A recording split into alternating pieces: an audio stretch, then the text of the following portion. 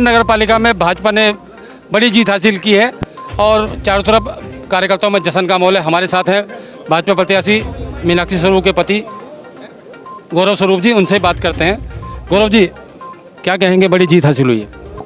मैं तो मुजफ्फरनगर की जनता को धन्यवाद देता हूँ, हृदय गहराई से उनका आभार व्यक्त करता हूँ। पूरे मुजफ्फरनगर की सभी जनता का, चाहे जिसने वोट दिया है नहीं भी दिया, सबका हृदय गहराई से आभार।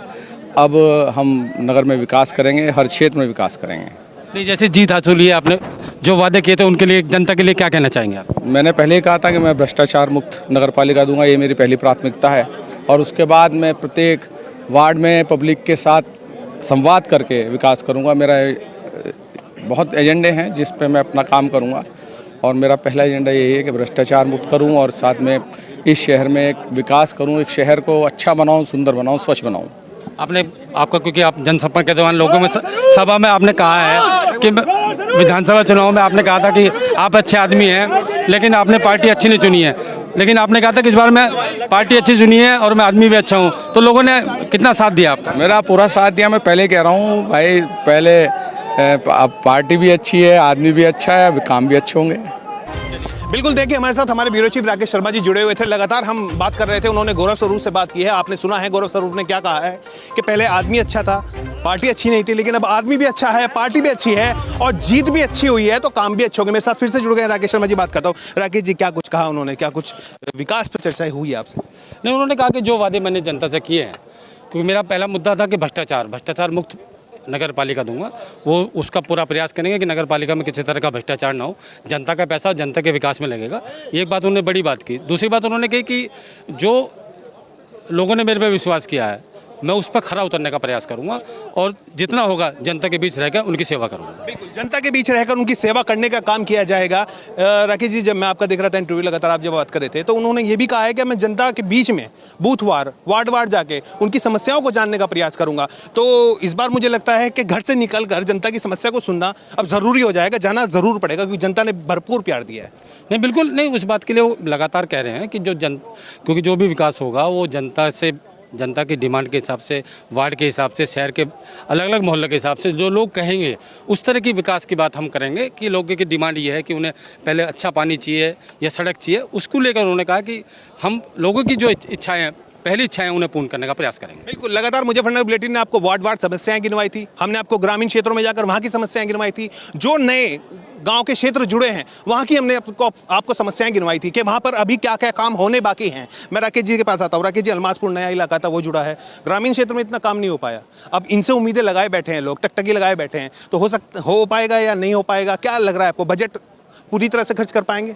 नहीं, खासतौर से जो 11 गांव जुड़े हैं, नगर पालिका का जो विस्तार है उसमें 11 गांव जुड़े हैं, उन लोगों को बड़ी उम्मीद है, क्योंकि वो पहले गांव में थे, अब वो शहर में जुड़े हैं, तो उन्हें बहुत सारी उम्मीद है कि नगर पालिका में आने के बाद जो है हमारा विकास होगा, हमारी सड़क बनेगी, हमें अच्छा पानी मिलेगा। इसको लेकर लोगों की उम्मीद बहुत सारी है और उन्होंने कहा है कि उम्मीद पूरा करेंगे। अब देखना है, क्योंकि अभी चुनाव जीते हैं, कल सत्ता संभालेंगे, उसके बाद कितना लोगों की बात कितनी मानेंगे, कितनी बात विकास करेंगे, ये देखना दिलचस्प रहेगा। हमने वो ग्रामीण भी ढूंढ निकाले थे जो कह रहे थे कि भैया हम तो गांव में ही ठीक हैं, अब तो हमारे पास वाटर टैक्स आएगा, हाउस टैक्स आएगा, तमाम तरह के टैक्स जुड़ जाएंगे।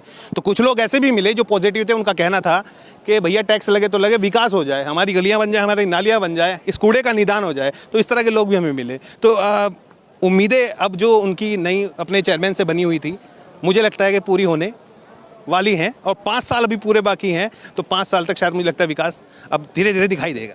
नहीं, वो तो अभी तो वादा किया है, अब चुनाव जीते हैं, अब उस जो वादे किए हैं उसे कितना पूरा कर पाते हैं ये तो अभी देखना होगा ना।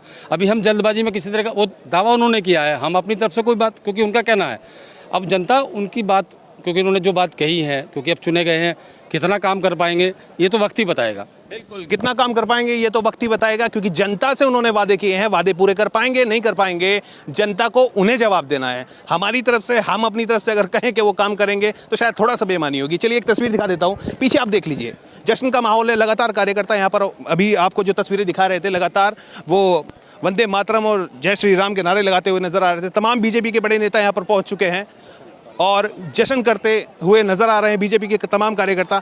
तस्वीर हमने आपको आलू मंडी की भी दिखाई है, जहां पर आतिशबाजी करते हुए व्यापारी दिखाई दे रहे हैं। भाजपा कार्यकर्ता अति उत्साहित हैं।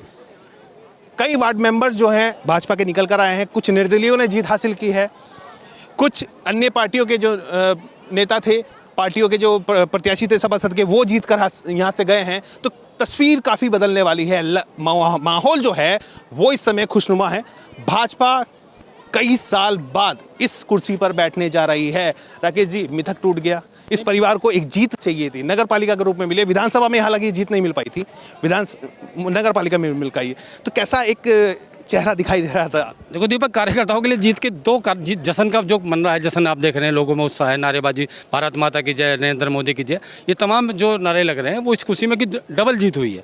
एक जीत ये कि 2 बार से लगातार भाजपा नगर पालिका चुनाव हारी थी, और उसके बाद ये तीसरी बार उन्होंने जीत हासिल की है। एक वजह ये भी है, दूसरी वजह ये है कि जो पूर्व मंत्री चितरंजन स्वरूप थे, वो समाजवादी पार्टी में मंत्री भी रहे हैं, उनके बेटे चुनाव लड़े सपा से, वो लगातार 2 बार से हारे हुए हैं। तो उन्हीं परिवार का एक बेटा गौरव स्वरूप, उनकी पत्नी जो है वो इस बार पालिका चेयरमैन बनी है, पालिका अध्यक्ष बनी है, तो ये डबल खुशी उनके लिए है। बिल्कुल। सपा सरकार में मंत्री रहे चितरंजन स्वरूप के बाद पहली बार इस परिवार में कोई जीत कर आया है। हालांकि प्रयास किए गए, गौरव स्वरूप ने भी चुनाव लड़ा, सौरभ स्वरूप ने भी चुनाव लड़ा, लेकिन मीनाक्षी स्वरूप ने पहली बार चुनाव लड़ा और इतने बड़े मार्जिन से वो जीतकर कुर्सी पर बैठने जा रही है अब नगर पालिका अध्यक्ष की। तो चलिए, लगातार हम तस्वीरें आपको दिखा रहे हैं, लगातार आपको बता रहे हैं कि क्या कुछ हो रहा है। अंधेरा होने जा रहा है, अब तस्वीरें थोड़ी बदल जाएंगी, माहौल जश्न में बदल जाएगा। वो जश्न की तस्वीरें भी हम आपको लगातार दिखाएंगे और बताएंगे कि आखिर अब होने वाला क्या है। अपने सहयोगी नवनीत कौशिक के साथ दीपक वत्स, मुजफ्फरनगर।